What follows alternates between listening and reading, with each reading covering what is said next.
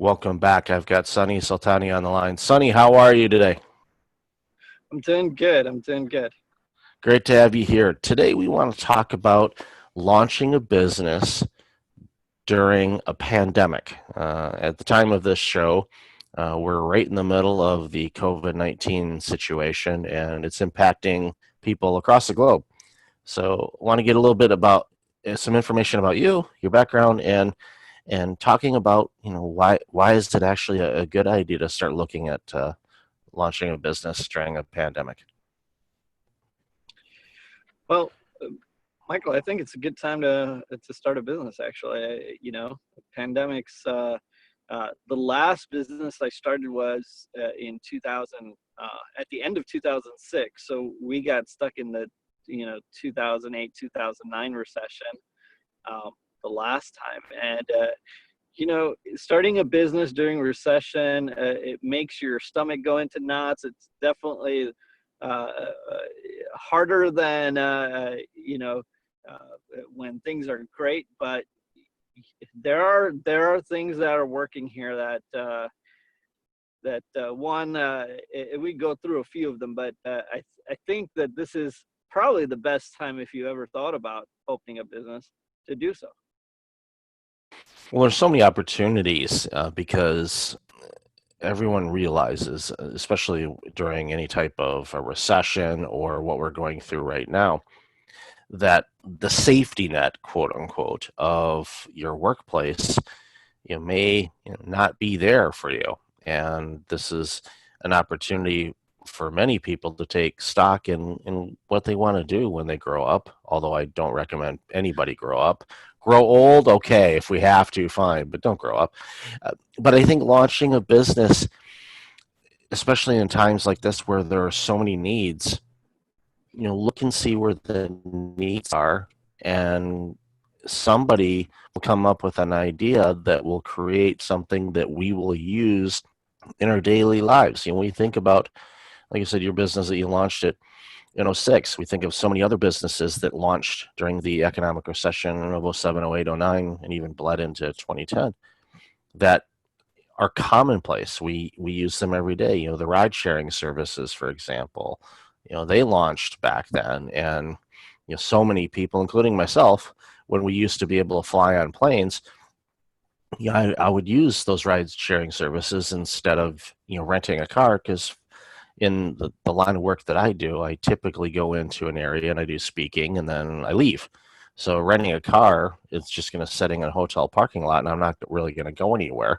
It just seemed more cost effective for me to use rideshare. Now, of course, the rental car companies, don't like hearing that, but again, that's a business that needs to pivot and adjust accordingly. So, what are some of the businesses you think would be? I mean, not trying to get you to do a crystal ball per se, but what do you think some good solid business ideas would be for people to explore? At this particular time when so many of us are, we're either working from home or quarantine in our places of residence during this pandemic.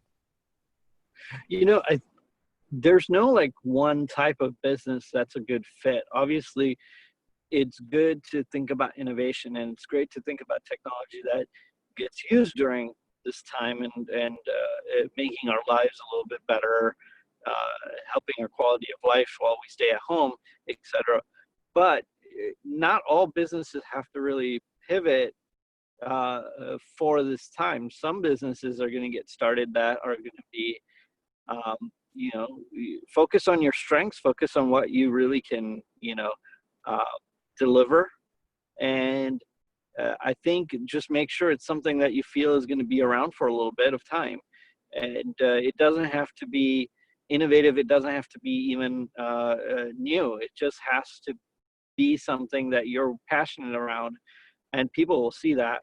One of the things that's clear is that during these moments where there's a lull in the market, I'm going to call it a lull because we're not quite sure if we should call this a recession yet, or if this is if this extends a little bit longer than it might be. But the thing is that it opens opportunity for people who enter in, because oftentimes when you enter in the marketplace for the first time, you're going to be cheaper than those who have been around and who have overhead and have, uh, so your costs are going to be less than those who have accumulated square footage and software and other things that you might not have coming in.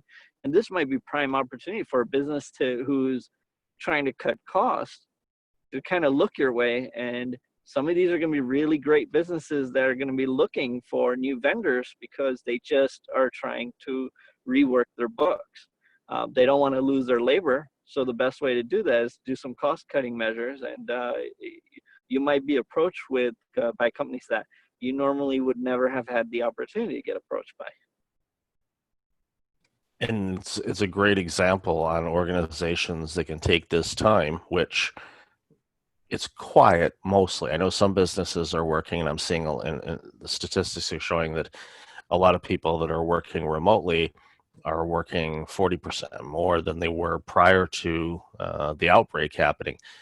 But I think there's a lot of organizations that are in this kind of holding pattern, and it's a great opportunity to look at basically like you said, the vendors that are coming into the mix that could do the job probably better or at least the same as your current vendors at a much lower price because they don't have the overhead. And many organizations too, it's a good opportunity to kind of cut your own cost. And one of the ways to do that, and I know the commercial real estate people are not going to be happy with me saying this, but with so many organizations that have been working remotely for the past few months, they're realizing, hopefully, that a lot of the work that is being done can be done remotely. So that gives them the opportunity to potentially downsize the number of square footage they need to operate. And especially with social distancing and physical distancing, when people start returning to the workplace, we're not going to be able to shoehorn everybody in all those cubicle farms again, at least for the foreseeable future, because you're going to be, quite frankly, too close. So you're going to have to either go to scattered scheduling, where, okay, there's a cube farm of 4 people in a particular area. Well, 2 can work and 2 can't. So you basically say, okay, these 2 work remotely, these 2 come in, or it may be a case where they say, we can do all of this remotely. And what it means is for the commercial real estate is there's going to be a lot of inventory available in the foreseeable future as these leases start to expire. And organizations may be able to get into real estate cheaper than they were before if they do physically need to have a place to work, or gives you the opportunity to take those savings that you've been spending on rent and put it into R&D or launch a new product that you've been wanting to, but you're like, well, we don't have the resources. Well, all of a sudden, if you just cut your costs by not paying as much rent, guess what? You just found some additional revenue, assuming your revenue levels are coming in the way that they were before. And that's a big assumption for many businesses, but for most, and I agree with you, I think this ultimately is going to be a downturn, but I think it will rebound because there's too much at stake not to allow that to happen.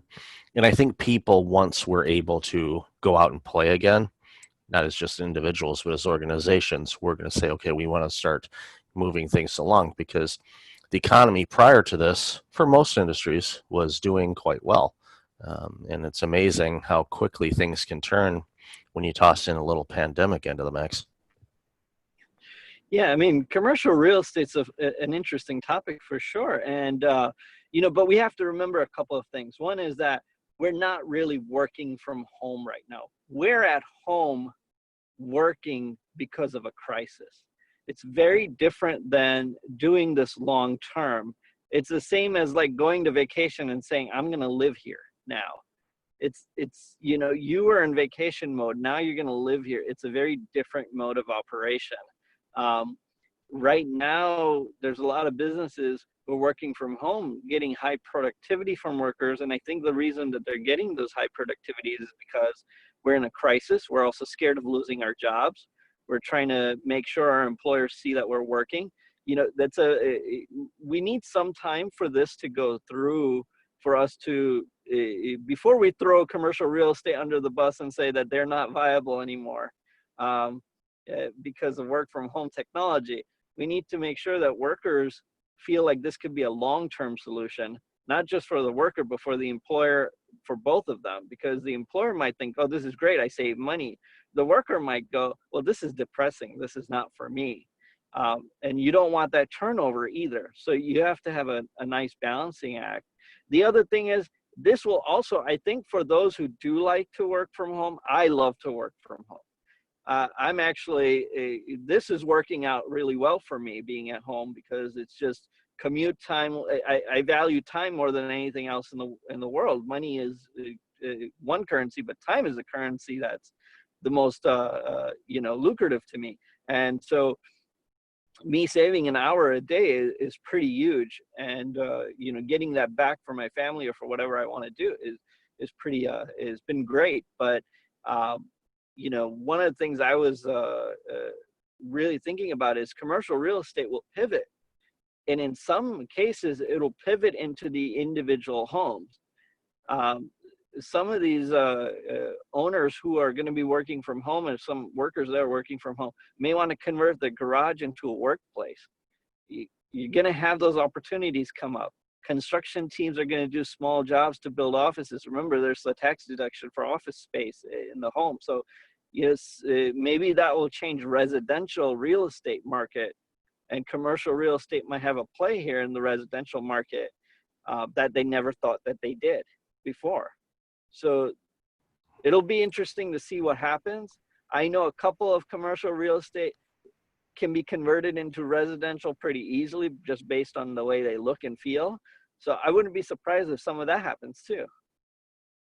Yeah, I think we're going to see some hybrids of all kinds of different things, and especially with the commute as well. I don't anticipate that every organization's going to say, okay, we're just going to have a fully remote workforce. There'll probably be a hybrid of some things, and you hit a great point where some people, like you, myself, I love working remotely. It gives me a lot of flexibility and do some different things, where I know some people, in the leadership space and organizations I've worked with, that really struggled when their organization actually went virtual. I worked for an organization many years ago that fully went remote on their national office, saving all kinds of money, but it's created some interesting dynamics where a couple colleagues, one absolutely loves it, thinks it's the greatest thing that's ever happened in his life, and I know the other individual struggling with a little bit because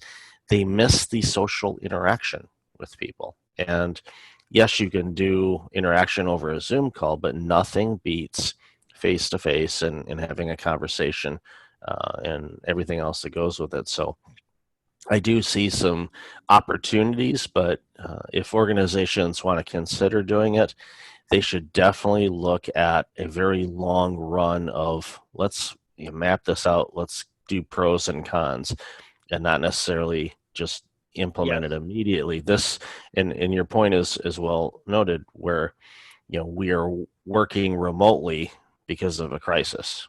If this didn't Yeah. happen, we wouldn't have the number of people working from home right now that we do. It wouldn't be the case. There wasn't a wave of organizations wanting to do that. That wasn't on the. I know for a fact that wasn't on the to-do list for majority of organizations for 2020 to let's virtualize our organization. That wasn't on the list, but it's a good dry run for many organizations to see, okay, could we look at this maybe in certain markets where the cost of living is really high, for example, let's say in Toronto or San Francisco or LA or other places where it's really expensive to live in those areas, where if we virtualize that office, then our employees could come or work from anywhere, and then we would save Right. some money there. You got to look at all of the I mean, pieces and figure out. right. I mean, you started listing off some of the pros and cons. I mean, eh, look, it's better for the environment if we all work from home, obviously, because we're not utilizing our mode of transportation, and that takes sucks some energy up. And it's a benefit to some who, like, you can own a dog, you can live anywhere, right? You could live where rent is cheaper if that's a value. You can you can live in an urban area if that's a value of yours. um, there are a lot of positives here from working from home, but there's also a lot of positives from going into the office. I mean, if I was, just starting off in my industry, there's nothing that is better than to learn from and be mentored by people who are seasoned and who've been in the industry for a while, and see the way they operate with clients and see the way they do things and organize themselves, and things you can't normally see day to day. Um, when you're sitting at home and on a Zoom conference, you can't see like the way that they operate with the boss, for example, or interact with their bosses. That helps you. When you're ready to get that promotion, you're starting to mimic behaviors that were successful. That's what. So you're gonna lose that for some of the younger folks who are just getting into the workplace. They're gonna have to be intrinsically motivated. They're gonna have to be better researchers to find answers, but they're not gonna know that mode of communication that we knew growing, going to work the first time. So there are definitely some positives on both ends. There's definitely some negatives on both ends. I think it's going to be interesting which businesses decide to do what. And it's something that was forced upon us because of the pandemic, but it's definitely become a debatable topic after we go back into non-crisis mode.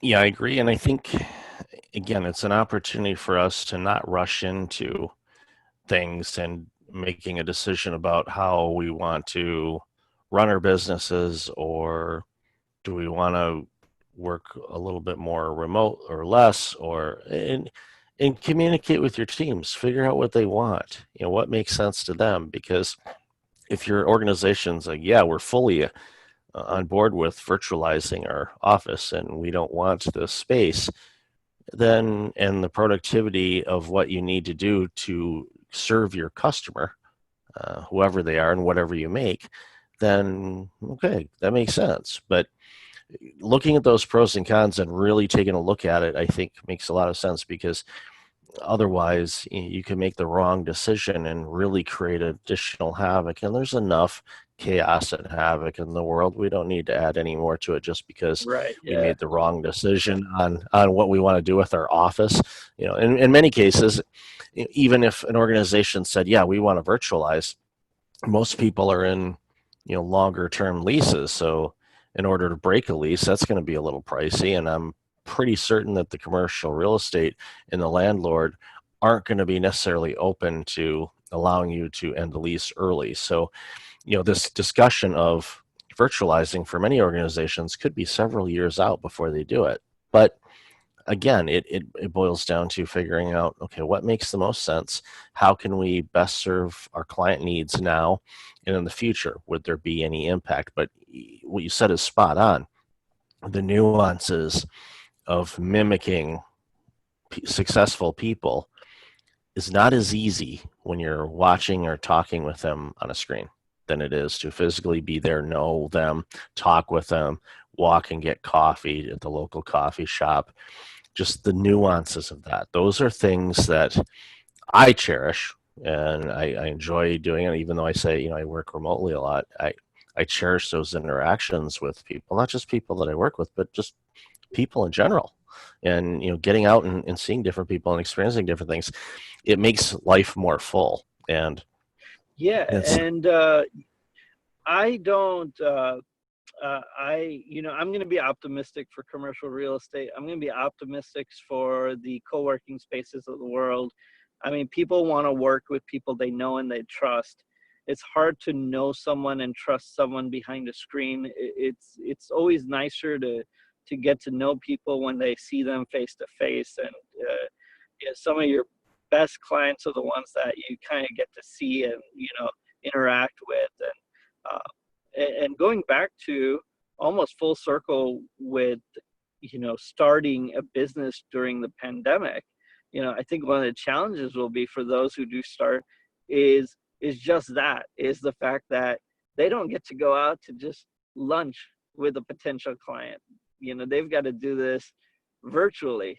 Um, the good news is their competitors have to kind of do this virtually too. So everyone's in the same kind of boat. But uh, it's interesting the tactics that will come out of this from a sales standpoint of how to engage potential clients when you're not in front of them. Because I feel like a lot of salespeople need that physical presence to really, dive in and get to know someone.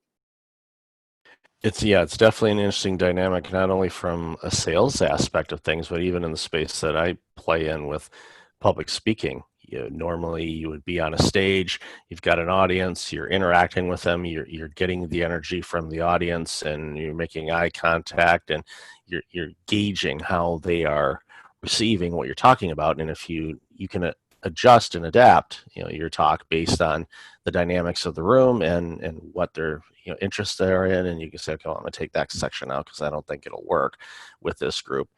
But if you're doing something virtually and you don't see the eyeballs on the other side of this camera lens, it's definitely a different dynamic. And I know salespeople for sure Yeah, are going to be struggling, and even in the travel industry situation where they're worried about business travel.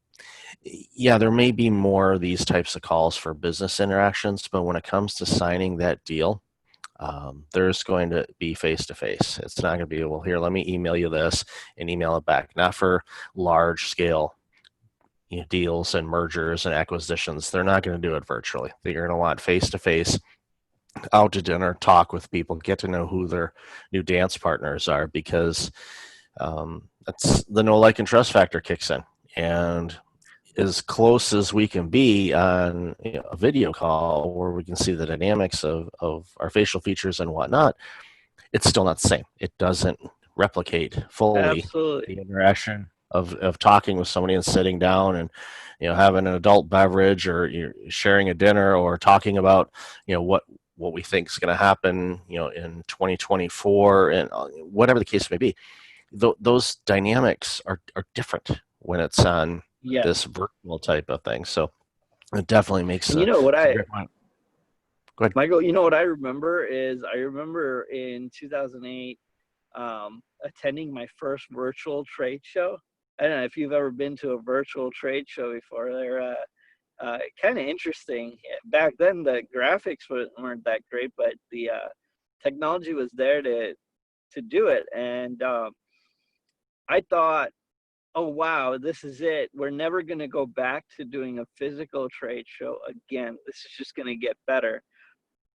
But 2010 comes around and all those trade shows are back up and they're completely packed again. And and what that taught me was that we as a culture like getting on a plane and enjoy meeting face to face.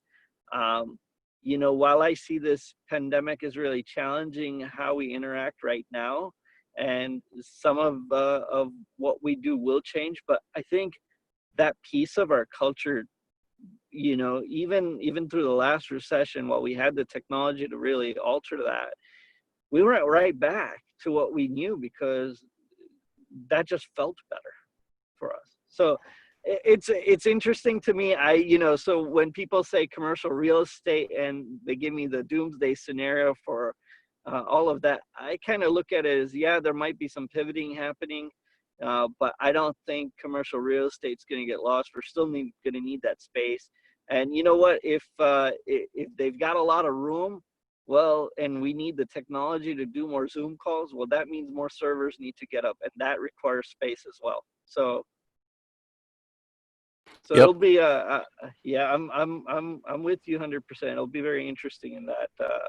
I know we took it took it too far in that direction, but No, but it ties into a lot of the things that we talked about today, and it it gives people this bigger picture of things to look at, and there's going to be a lot of nuances and a lot of pieces to this puzzle as we sort through it. But the key of it is to be patient with it, and look for those opportunities to to grow your business and pivot and change things that make the most sense and take the time to do it. So, Sonny, I've enjoyed our conversation today. Where can people find out more about you and the awesome work you do? Yeah, so I own a company called 120 over 80. We're a digital marketing company that works with business to business and professional services. Feel free to go onto our website, 120, that's 120 over, OVER 8080.com, 120 over 80.com. And I'll have that in the show notes. So, Sonny, thank you so much for your time today and your insights. We've got some interesting days ahead of us, but I know that there's people like you in the world that are going to help guide the rest of us to make those right choices when the time comes up. Yeah, I just hope people aren't afraid. I mean, the fear is getting sinking in, and it's making Yeah. people make some, I would say, poor choices. Maybe conservative choices is the right word. Um, but I hope for the best through all this. And Michael, this is kind of fun. Thank you for having me on your show. And uh, I hope I didn't pivot too far from what you were hoping for. No, this was a great conversation. Thank you, Sonny. All right, thanks. Bye.